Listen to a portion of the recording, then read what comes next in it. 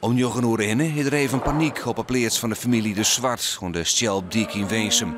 Het almeesken is dwaande met het leegstoking van de jarrekolk onder de stal, had een draagmoor onder de vlier in Stwart. Maar als gevolg dat 100 kjellen in de jarrenputtelonen komen.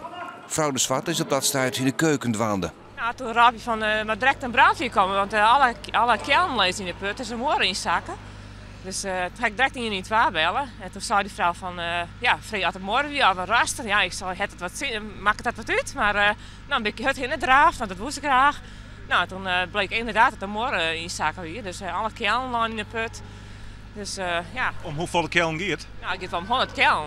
Voor de brandwacht reden om zo gauw mogelijk naar de Schelpdiek te rijden. Binnen 10 minuten staan ze op het hiem. En dan voelde ik een grote ravage, jongen. Al je kjeltjes in de jaren. Oorlog meter tot 2 meter diep.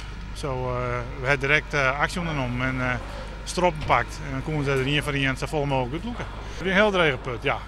Strop lezen, druitloeken.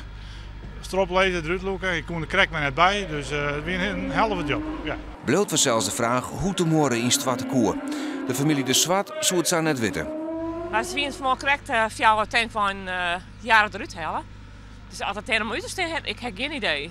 Nee, heel raar wie dat. Het was net alleen een dreigputje, het was een smaragputje, want je hem zit onder de strandman. Een heel smarig putje, ja. Ja, vanmiddag krijgen we naar pakken.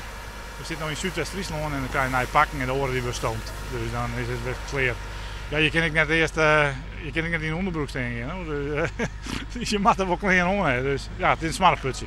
Het jong vee mankeert net volle, toch binnen de kjellen door de stress en de jarenlucht bot onslaan. Sommigen die weer aardig dizzy. En we verzekeren de dierenarts erbij en die heeft ze al hier even naar jongen. Dus, maar het ligt eigenlijk goed. Ik ben blij dat alle kjellen levend uitkomen binnen. Dus het is eigenlijk een wonder eigenlijk. De familie De Zwart is verzekerd voor de skeer die het roest wordt op zo'n €40.000.